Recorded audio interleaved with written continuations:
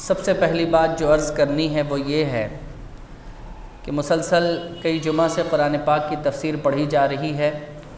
سورہ انبیاء کی آج بھی تھوڑی سی تفسیر برکتاً پڑھوں گا، اس کے بعد انشاءاللہ العزیز شب بارات کے سلسلے میں چند باتیں عرض کروں گا۔ سب سے پہلی بات کہ سورہ انبیاء کی یہ جو پہلی آیت ہے جس میں اللہ رب العزت نے فرمایا کہ لوگوں کے لیے حساب کا وقت بہت قریب ہے مگر یہ لوگ غفلت میں پڑے ہوئے ہیں۔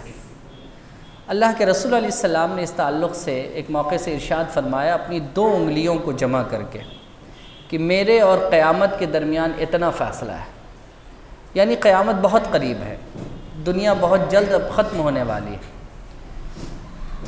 اور کیوں آپ سب جانتے ہیں کہ نبی کریم صلی اللہ علیہ وسلم آخری رسول ہیں، آخری پیغمبر ہیں، آخری نبی ہیں، آپ کے بعد کوئی نہیں آنے والا ہے۔ اس لیے حضور نے فرمایا کہ قیامت اور میرے درمیان اب کوئی پیغمبر بھی آنے والا نہیں ہے، میں ہی آخری نبی ہوں اور میرا ہی لایا ہوا قانون قیامت تک چلے گا۔ اور آپ یقین مانیے کہ حدیث پاک میں جتنی بھی نشانیاں قیامت کی بیان کی گئی ہیں ان میں سے قریباً 95% ہو چکی ہیں پوری۔ یوں آپ سمجھ لیجئے کہ اب کچھ بڑی نشانیاں بچی ہوئی ہیں جو بس آئیں گی اور اس کے بعد قیامت کا معاملہ ہمارے اور آپ کے سامنے آئے گا۔ ان میں سے ایک نشانی یاجوج اور ماجوج کا۔ ہم لوگ سمجھتے ہیں کہ یاجوج ماجوج یہ کسی 2 آدمی کا نام ہے، حالانکہ ایسا نہیں ہے، یہ ایک بہت بڑی آبادی ہے، یہ ایک بہت بڑی آبادی ہے جسے قیامت کے قریب اللہ رب العزت انسانوں پر چھوڑ دے گا، انسانوں پر چھوڑ دے گا۔ 16ویں پارے میں اس کا پورا ذکر ہے۔ ایک اللہ کے برگزیدہ بندے حضرت ذوالقرنین جن کو اللہ تبارک و تعالیٰ نے یہ توفیق بخشی یا جن کے ذریعے اللہ رب العزت نے انسانوں کو بچایا کہ اللہ تبارک و تعالیٰ نے ان کے ذریعے ایک سیسا کی پگھلائی ہوئی دیوار تیار کروا دی جس کے پیچھے یہ پوری قوم آباد ہے۔ یہ ڈیلی آتی ہے، اسے چاٹتی ہے اور جب تھوڑا سا رہ جاتا ہے تو کہتی ہے کل اسے کریں گے، اور اللہ رب العزت پھر اسے موٹی کر دیتا ہے۔ جب قیامت قریب آئے گی تو حدیث پاک میں آیا کہ وہ کہیں گے کہ انشاءاللہ کل اس کام کو ہم کر لیں گے، تو وہ دیوار اتنی ہی کی اتنی رہے گی اور پھر وہ اسے دوسرے دن چاٹیں گے، گرائیں گے اور پھر انسانوں پر ان کو مسلط کر دیا جائے گا۔ وہ ہر چیز کھا جائیں گے، کوئی تمیز نہیں ہوگی کہ کیا ہمیں کھانا ہے، کیا پینا ہے۔ حدیث پاک میں آیا وہ جس تالاب کی طرف سے گزریں گے اس کا پورا پانی پی جائیں گے، جس کھیت سے گزریں گے ساری فصلیں کھا جائیں گے، جس کل کارخانے سے گزریں گے وہاں کی چیزیں وہ کھا جائیں گے، وہ ہر چیز کھاتے ہوئے آگے بڑھتے چلے جائیں گے، یہاں تک کہ پھر اللہ رب العزت ان سب کو مارے گا، ان سب کی موت آئے گی۔ پھر ایک بہت بڑا فتنہ اور آئے گا جسے مسیح الدجال کا فتنہ کہتے ہیں، دجال جس کو کانا دجال کہتے ہیں۔ یہ فتنہ جب آئے گا تو اس کے بارے میں قرآن مجید کے اندر بھی بیان ہے اور اللہ کے رسول علیہ الصلاۃ والتسلیم کی حدیث میں بھی موجود ہے کہ جب یہ دجال آئے گا تو اس کی حالت یہ ہوگی کہ اگر کوئی کہے گا کہ بارش برساؤ تو وہ پانی بھی برسا دے گا، کوئی کہے گا کہ آگ میں ہاتھ ڈال دو وہ ہاتھ بھی ڈال دے گا، کوئی کہے گا کہ زمین میں کوئی غلے نکال دو وہ نکال کر کے بھی دکھا دے گا، کوئی سونا مانگے گا سونا دے دے گا، کوئی چاندی مانگے گا چاندی دے دے گا، اور اس کی پیشانی پر کاف فیرے لکھا ہوگا، مگر یہ اسے دیکھے گا جو مومن ہوگا، مومن ہی سے دیکھ پائیں گے، ادروائز لوگ اسے نہیں دیکھ پائیں گے کہ اس کی پیشانی پر کاف رے یعنی کافر لکھا ہوا ہے، صرف مومن اسے دیکھ پائیں گے۔ اور جو اس کے خدا ہونے کا انکار کرے گا، حدیث پاک میں آیا کہ وہ کھولتے ہوئے تیل میں ڈال دے گا، وہ دونوں ران کو پکڑ کر بیچ سے چیر دے گا اس کو، تو بہت سارے لوگ اس کے ڈر سے اسے خدا مان لیں گے، بہت سارے لوگ دولت کی وجہ کر اسے خدا مان لیں گے، لیکن جو مومن ہوگا وہ اسے ہرگز خدا نہیں مانے گا۔ آقا علیہ السلام اپنی نماز میں دعاؤں میں ہمیشہ یہ فرمایا کرتے تھے کہ اے اللہ مجھے دجال کے فتنے سے بچا، اور اپنی امتیوں کو بھی ترغیب کرائی کہ جہاں تک ہو سکے یہ دعا کیا کرو کہ اللہ تمہیں دجال کے فتنے سے بچا لے۔ تو یہی وہ بڑے بڑے کچھ فتنے ہیں جو ہمارے اور آپ کے سامنے وقوع پذیر ہونے ہیں، وگرنہ بہت بڑی بڑی نشانیاں ہو چکی، بڑی بڑی نشانیاں ہو چکی۔ جیسا کہ آقا کریم علیہ الصلوۃ والتسلیم نے فرمایا تھا کہ کفر اور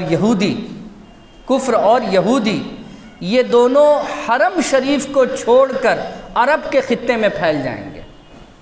اور آپ لوگوں کو یاد ہوگا کہ آج سے سال 1.5 سال ہوا ہوگا کہ امریکہ نے یہودی اور سعودی کے بیچ میں ایک بہت بڑا ان دونوں کے بیچ میں سمجھوتا کروایا، جس سمجھوتے میں کیا ہوا کہ بھئی سعودی ایئر لائنز اب اسرائیل آ جا سکتے ہیں، وہاں کے ہوائی جہاز اب ادھر آ جا سکتے ہیں۔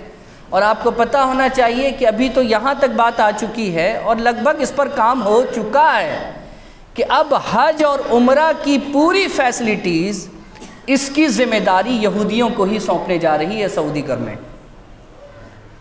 اور یہ سب کیا ہے؟ یہ سب بتانے کے لیے کافی ہے کہ میرے رسول علیہ السلام نے فرمایا کہ صرف حرم کو چھوڑ کر پورے عرب میں یہودی پھیل جائیں گے، اور یہ وہی یہودی ہیں جو دجال کو اپنا مسیحا مانتے ہیں۔ یہ مانتے ہیں کہ یہ جب آئے گا تو پھر بیت المقدس ان کا ہو جائے گا، یہ جب آئے گا تو ساری دنیا میں ان کا نظام ہوگا، یہ جب آئے گا تو ساری دنیا میں ان کی طاقت پھیل جائے گی۔ اور یہ یہودی حضرات ہیں جو پوری طور سے اس معاملے میں تیاری بھی کر رہے ہیں کہ جب دجال آئے گا تو ان کی مدد کیسے کرنی ہے، اس کو کس طریقے سے آگے بڑھانا ہے، اس کو کس طریقے سے کوآپریٹ کر کے دنیا والوں کے سامنے لانا ہے۔ ان تمام چیزوں کی تیاری ابھی سے چل رہی ہے۔ تو بزرگوں اور دوستوں، قریباً جو نشانی آقا علیہ السلام نے بتائی، ان نشانیوں میں سے 95% معاملہ ہو چکا۔ یہ سب تو بات بہت پرانی ہو گئی کہ اولاد ماں باپ کو گالی دے گی، یہ بات پرانی ہو گئی کہ گھر گھر ناچ گانے ہوں گے، یہ بات بہت پرانی ہو گئی ہے۔ یہ سب چیزیں ایک زمانے سے چلتی چلی آ رہی ہیں۔ جو بڑی نشانیاں ہیں جس کے بارے میں انسان تصور بھی نہیں کر سکتا تھا، وہ ساری چیزیں ہو چکی ہیں لگ بھگ۔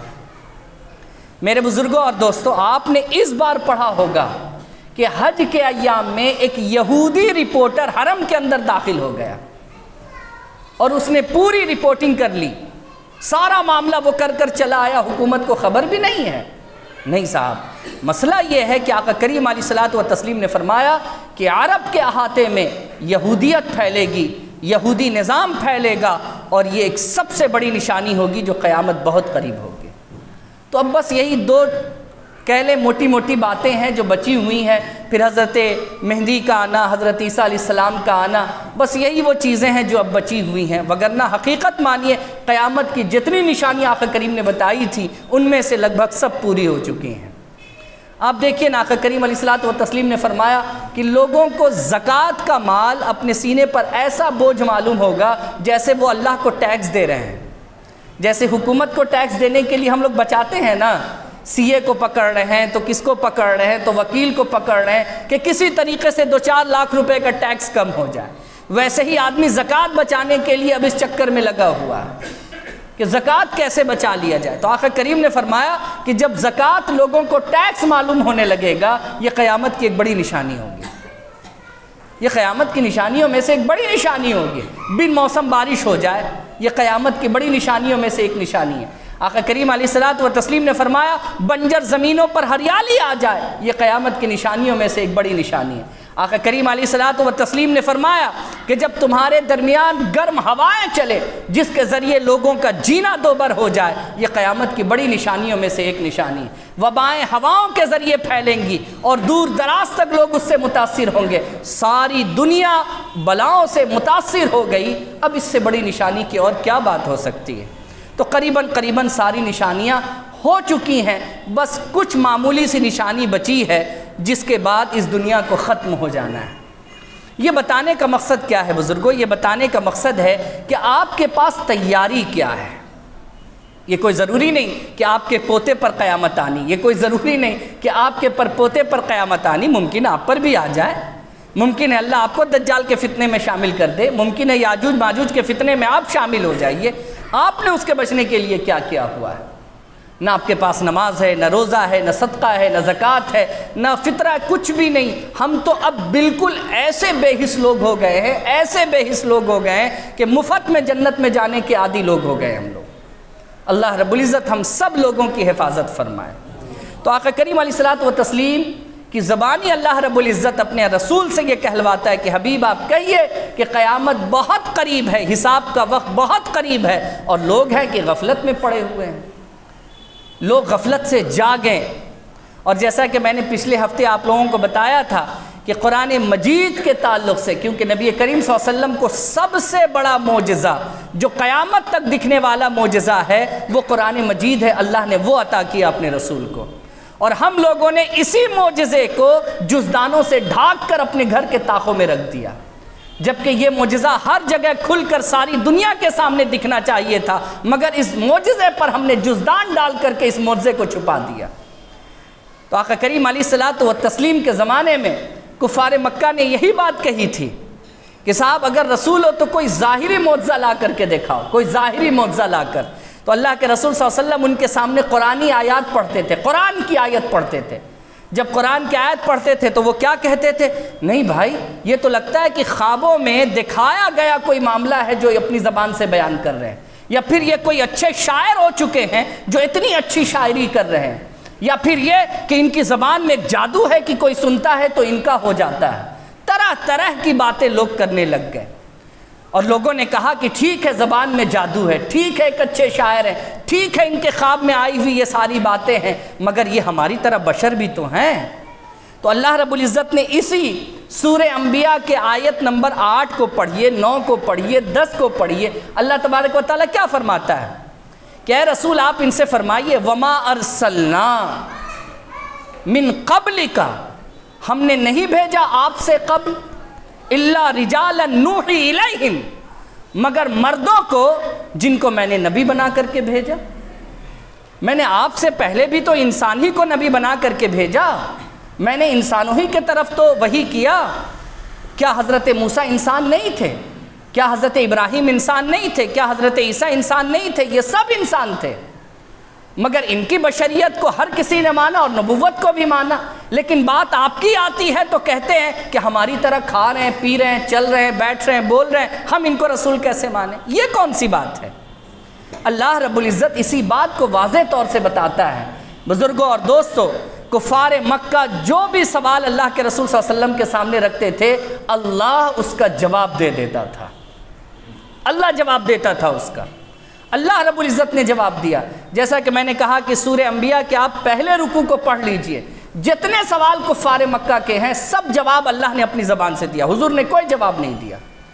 جیسا کہ انہوں نے یہ سوال کیا کہ آپ ہماری طرح چلنے پھرنے بولنے والے ہیں، بشر ہیں، انسان ہیں، تو اللہ نے جواب دے دیا۔ ابراہیم کون تھے؟ موسیٰ کون تھے؟ عیسیٰ کون تھے؟ نوح کون تھے؟ یہ سب بھی تو انسان تھے، لیکن تم نے ان کو رسول مان لیا، ان کو نبی مان لیا، ان کو کیوں نہیں مانتے ہو؟ پھر ان لوگوں نے کہا کہ کوئی ظاہری معجزہ لا کر کے دکھائیے، جیسا کہ حضرت صالح کی اونٹنی تھی، حضرت موسیٰ کو تختی دی گئی توریت والی، تو آپ ایسا کوئی ظاہری معجزہ لا کر کے دکھائیے۔ تو اللہ رب العزت نے کیا جواب دیا؟ قرآن ایک عظیم معجزہ ہے، اور یہ ظاہری معجزہ کی بات کرتے ہیں، میں نے ان کو بھی ظاہری معجزے دکھائے، کیا ان لوگوں نے ایمان لایا؟ نہیں، جس کے پاداش میں کیا ہوا؟ ہم نے ان سبوں کو زمین دوز کر دیا۔ آج اگر یہ بھی آپ کے سامنے ظاہری معاملات پر اڑے ہوئے ہیں، اگر ہم کچھ دکھا دیں اور یہ ایمان نہیں لائیں گے، نتیجتاً ان کو بھی ہم زمین دوز کر دیں گے۔ ساری باتوں کا جواب اللہ خود دیتا ہے، اپنے رسول کے بہاف میں ساری باتیں اللہ خود کہتا ہے۔ تو یہ ایک بڑی اہم بات ہے بزرگوں، بڑی اہم بات ہے۔ نشانیاں مکمل ہو گئیں، قیامت قریب ہے، اور وہ بڑی قیامت جس کا تذکرہ ہو رہا ہے، لیکن چھوٹی قیامت ہر کے سانسوں سے جڑی ہوئی ہے، پتہ نہیں کب آ جائے۔ سانسوں کی ڈور ٹوٹی اور وہ قیامت شروع ہو گئی، اس کے لیے کیا تیاری ہے؟ قرآن آپ کو آخرت کی چیزوں سے آگاہ کرنے کے لیے آیا ہے، اور قرآن یہی بات آپ کو سمجھا رہا ہے، لوگو غفلت میں کیوں پڑے ہو؟ تمہارے حساب کا وقت بہت قریب ہے، تم نماز کیوں نہیں پڑھ رہے ہو؟ تم اللہ کو کیوں نہیں مان رہے ہو؟ تم قرآن کی تلاوت کیوں چھوڑ چکے ہو؟ تم دینوں میں آسانیاں کیوں تلاش کرنے لگ گئے ہو؟ تمہارے لیے سود بیاج آسان کیوں ہو گیا ہے؟ تمہارے لیے حرام خوری آسان کیوں ہو گئی ہے؟ کیا تم بھول گئے کہ حساب کا وقت بہت قریب ہے؟ اللہ رب العزت یہ ایک بہت اہم پیغام اپنے بندوں کو اپنے رسول کی زبانی دلوا رہا ہے میرے بزرگوں اور دوستوں، میں نہیں سمجھتا کہ اتنے چھوٹے سے وقت میں اس ایک رکوع کا اتنی آسانی کے ساتھ میں ترجمہ کر سکتا ہوں یا میں اس کی تفسیر آپ کے سامنے پڑھ سکتا ہوں۔ ایک آخری حدیث اس تعلق سے سن لیجئے۔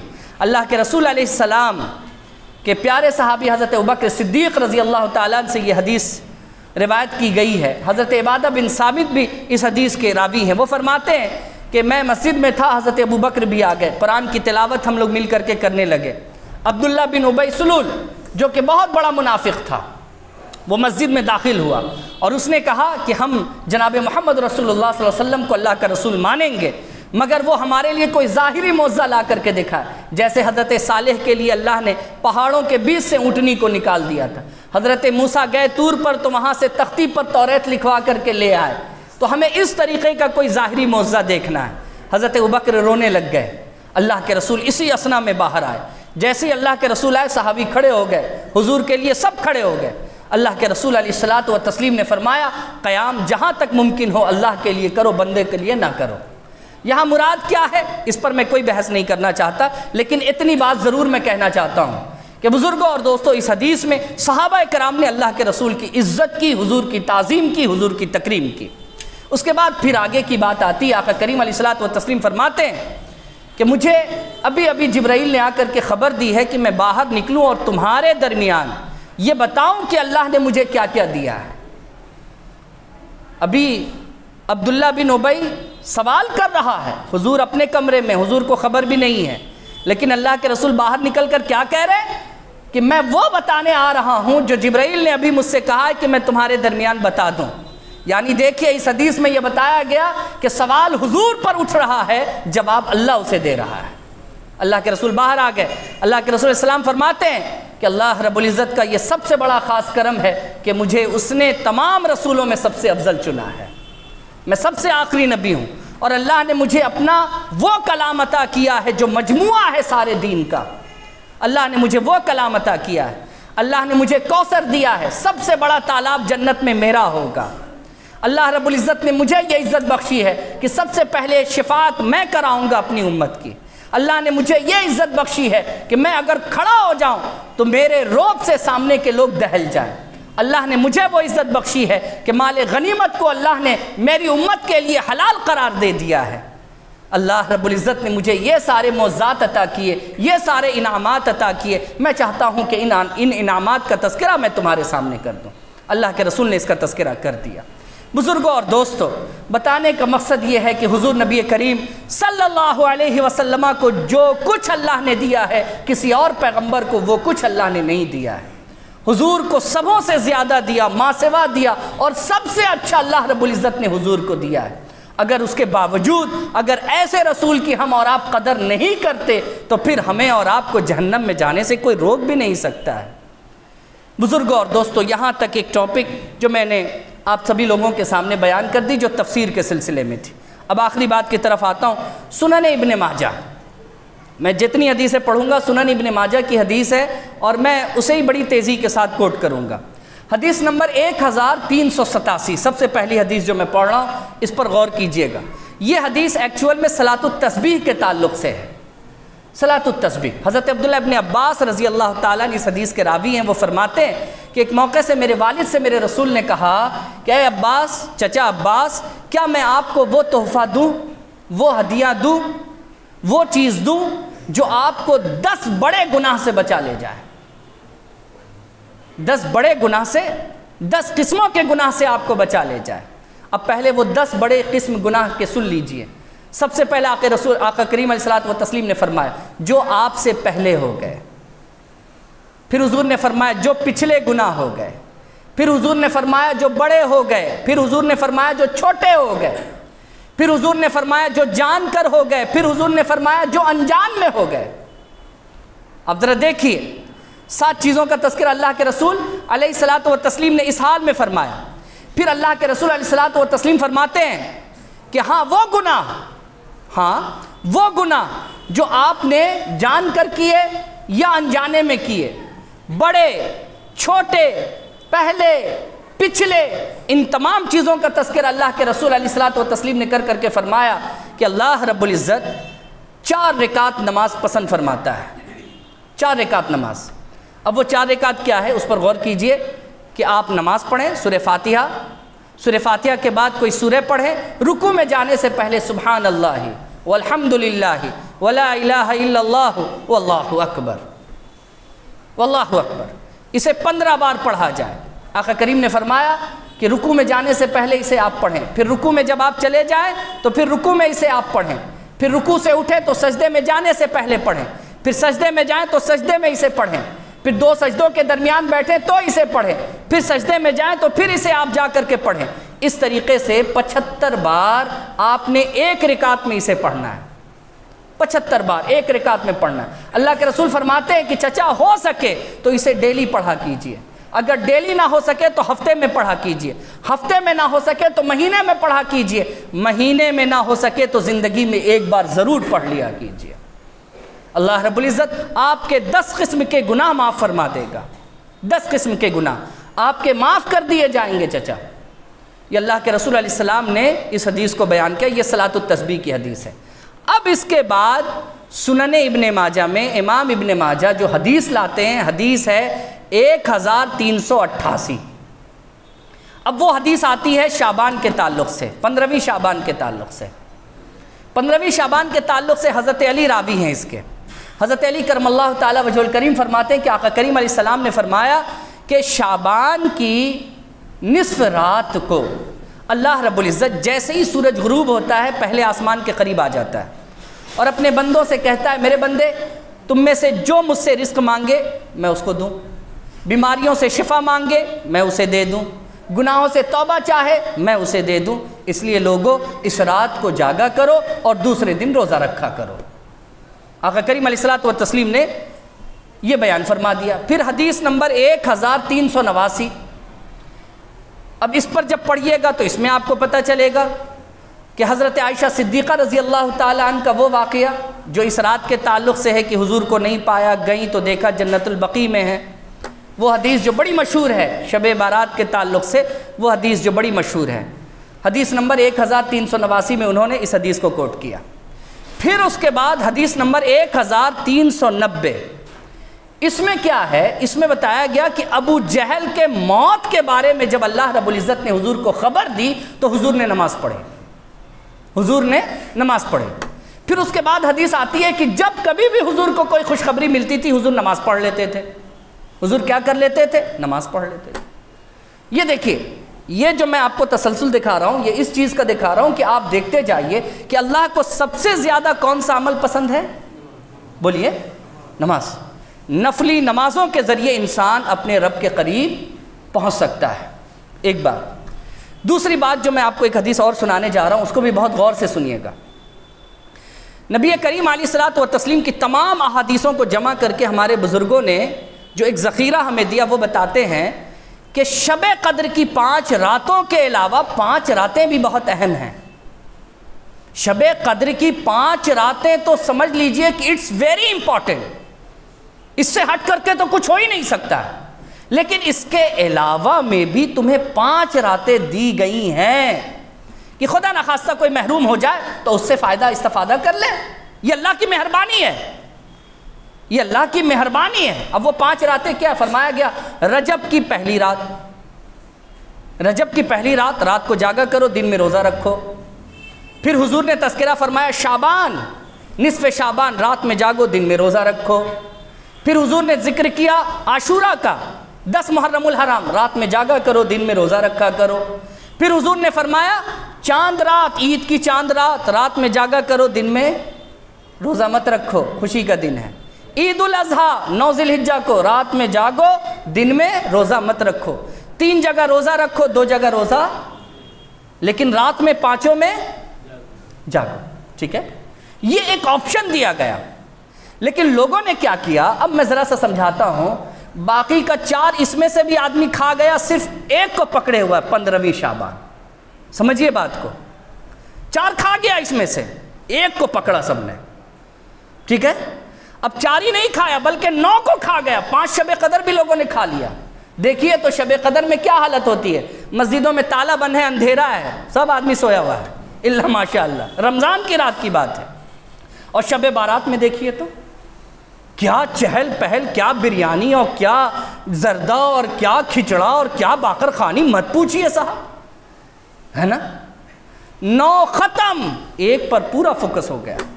جو 5 سب سے امپورٹنٹ تھا اس کو بھی لوگوں نے دھراشائی کر دیا، اور جو 4 اس ایک کے ساتھ اور جوڑا گیا تھا اس کو بھی لوگوں نے ختم کر دیا۔